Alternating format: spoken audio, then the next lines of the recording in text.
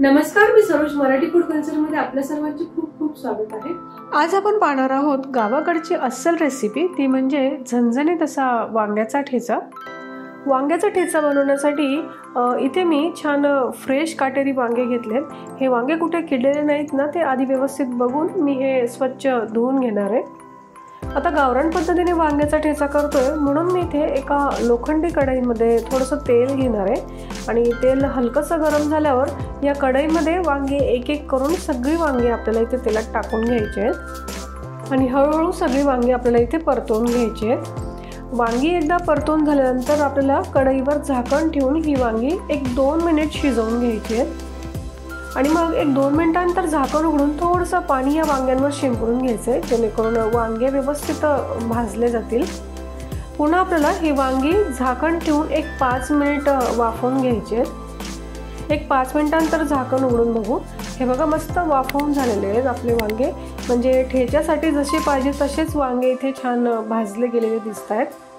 छान smoky flavour यावा यासाठी आपण लोखंडी कढईमध्ये हे वांगे भाजून घेतले आहेत।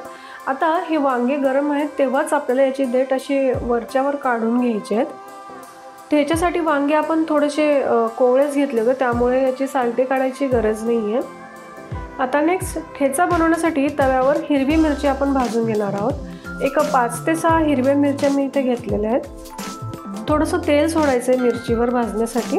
मिरची थोड्याशा परतवून झाल्यानंतर या मिरचीसोबतच आपल्याला 1 मूठभर शेंगदाणे या वांग्याच्या ठेचासाठी भाजून घ्यायचे आहेत। मग लसणाच्या पाकळ्या घेणार आहे मी, 10 ते 12 लसणाच्या पाकळ्या घ्यायच्या आहेत आपल्याला इथे। आणि मग लसणावर तेल सोडून हे सगळं साहित्य आपल्याला तेलामध्ये छान भाजून घ्यायचं आहे। लसणाचं प्रमाण या वांग्याच्या ठेचामध्ये थोडंसं जास्तच राहू द्यायचं, कारण भाजलेला लसूण आणि शेंगदाण्याची चव खूप छान लागते या ठेच्यामध्ये। आता काय करायचं, भाजून घेतलेले वांगे आपल्याला इथे ॲड करायचे आणि मिक्स करत हे सगळं साहित्य भाजलेल्या वांग्यासोबत परतवून घ्यायचं आहे।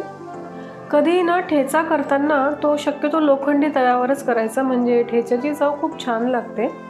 आता मी काय करणार आहे, हा ठेचा मिक्सरमध्ये किंवा खलबत्त्यामध्ये बारीक न करता हा ठेचा असाच तव्यामध्ये मी मॅशरने मॅश करून घेणार आहे। लसूण आणि मिरचीसुद्धा आपली छान भाजली गेली होती, त्यामुळे मस्त इथे ठेचली जाते। आता मीठ ॲड करून घेऊ। आता तुम्ही म्हणाल वांग्याचं भरीत आणि वांग्याचा ठेचा दोघेही वांग्यापासून बनतात, मग त्यात फरक काय? तर फरक म्हणजे त्या दोघांची चव आणि बनवण्याची पद्धत यात चांगलाच फरक असतो। आता कोथिंबीर घालायची आपल्याला या ठेच्यामध्ये। वांग्याचं भरीत आहे ना, थोडंसं असं मऊसर आणि सौम्य चवीचं, म्हणजे तिखटपणा थोडासा कमी असतो वांग्याच्या भरताला।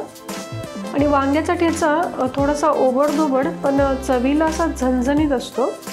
तर अगदी झटपट होणारा वांग्याचा ठेचा इथे आपला बनवून तयार आहे। तर मस्त गावरान पद्धतीने बनवलेला वांग्याचा ठेचा गरम गरम बाजरीची भाकरी, कांदा, पापड आणि लोणच्यासोबत खूपच छान लागतो। तर अशाच पद्धतीने वांग्याचा ठेचा तुम्ही सुद्धा बनवून बघा आणि ही रेसिपी आवडल्यास लाईक करा, शेअर करा आणि चॅनलवर नवीन असाल तर नक्की सबस्क्राईब करा।